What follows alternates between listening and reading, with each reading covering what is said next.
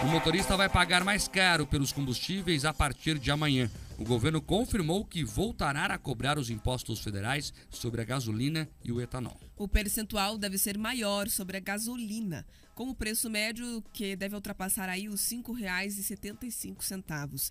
A decisão representa uma vitória para o ministro da Fazenda, Fernando Haddad, que defendia a volta da cobrança para ajustar as contas públicas.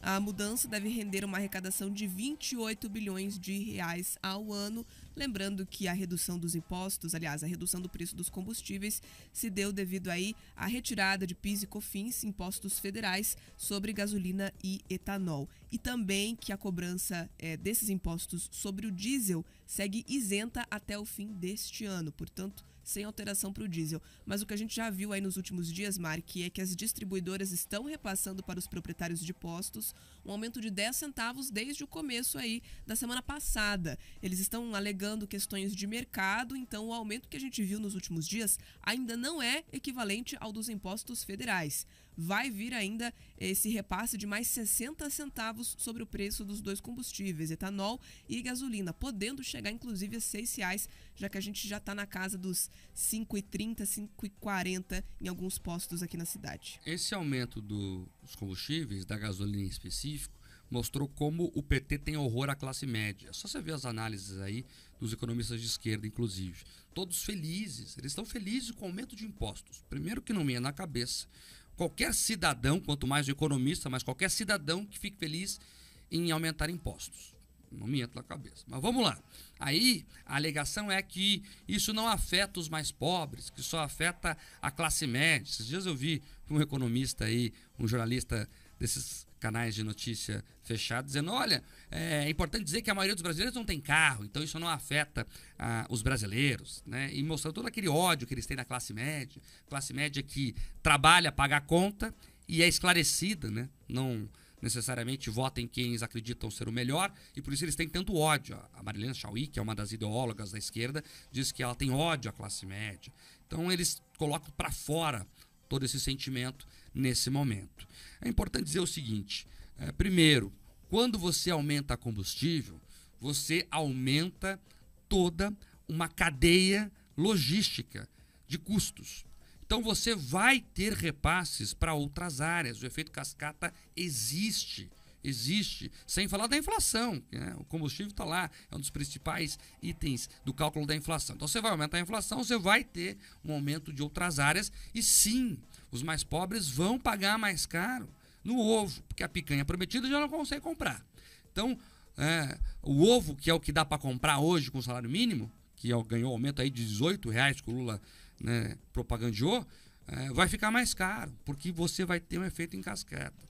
Em segundo lugar, é importante dizer que, no ponto de vista fiscal, talvez seja importante mesmo reequilibrar essa questão da cobrança dos impostos nos combustíveis. Mas por quê? Porque no passado, quando o imposto foi diminuído, o cenário era outro. Se falava em um crescimento do PIB em 3%. O novo governo Lula entrou e isso foi reduzido. Nós não vamos crescer mais 3%. Então mudou o cenário fiscal. Outra coisa, nós tínhamos um teto de gastos bem definido. O governo Lula entrou e falou que não vai, né, cumprir o teto de gastos. Pelo contrário, né, já aprovou a PEC da transição, a PEC da picanha, que deu um cheque em branco para o Lula gastar alguns bilhões de reais aí, sem muito compromisso em justificar esses gastos.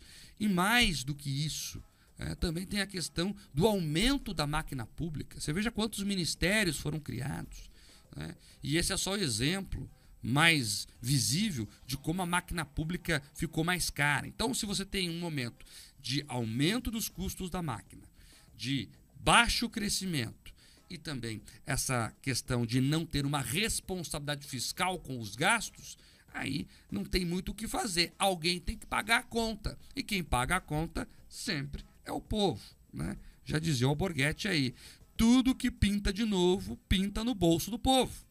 E mais uma vez, quem vai pagar a conta são os pagadores de impostos, literalmente nesse caso, que vão gastar mais para encher seus tanques de seus automóveis. Então, primeiro é importante dizer que o aumento do ponto de vista fiscal é importante, mas ele se torna importante porque o governo cometeu erros. o novo governo cometeu erros. E, em segundo lugar, dizer que não é verdade, quando alguém dizer, não, mas só vai pagar a classe média esse imposto. Não é verdade. Primeiro que a classe média não tinha que pagar essa conta. E também não é verdade que o pobre não vai pagar, o mais pobre não vai pagar, porque vai gerar efeito em cascata e tudo vai ficar mais caro. Empresário, gente, não paga imposto, ele repassa. Ele repassa imposto. Quem paga imposto no país é o consumidor final. Então ele vai incorporar ali ao preço final que ele cobra, não só nas bombas, mas nos alimentos e em outros serviços que dependam de deslocamento logístico e que dependam de combustíveis. Eu não entendo e eu não consigo entender o porquê que é diferente, né, no poder público do que é no privado, no que é na casa da gente. Se está mais difícil na casa da gente, como é que a gente faz? Economiza energia. Não é assim? Não é assim que você faz na sua casa. Desliga um pouco o ar-condicionado que está complicado de pagar a conta. Né? Você troca a marca famosa por uma mais barata. Você vai num destino turístico que não é o que você queria porque o dinheiro não deu. Você economiza. A lógica do governo tem que ser a mesma. Olha, se tem pouco dinheiro, nós vamos cortar na carne aqui. Não, eles foram lá, aumentaram ministérios, aumentaram o gasto público e agora repassam uma conta para a gente pagar. Daí olham com uma cara lavada, deslavada no caso, olha, não tem mais dinheiro, tem que aumentar imposto e a gente paga. É assim que funciona o Brasil, infelizmente. 7h38, vai lá. Repita. 7h38.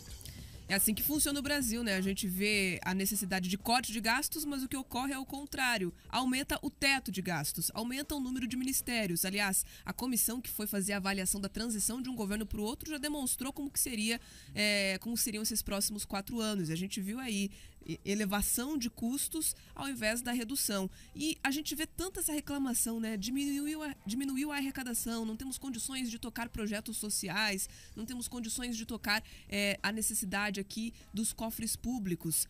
Mas é só a gente pegar como exemplo, temos o próprio estado do Paraná, mostramos René Garcia, secretário aqui de Finanças do nosso estado, falando em superávit. Foram adotadas medidas que, mesmo com corte de ICMS, que veja, para os estados, foi bem maior essa penalização com a redução dos impostos, porque eles perderam, além dos combustíveis, o ICMS também na energia elétrica, que, aliás, agora vai voltar, mas isso já é outro assunto. E a gente ainda assim consegue perceber que aqui no nosso estado, como exemplo próximo, tivemos superávit, aumento da arrecadação, porque quando se perde de um lado, se ganha do outro, se estimula o consumo. As pessoas deixam de pagar um imposto no combustível, não significa que aquele dinheiro vai sumir, ele vai continuar girando em outras áreas. É isso que o governo federal também precisa entender e estimular.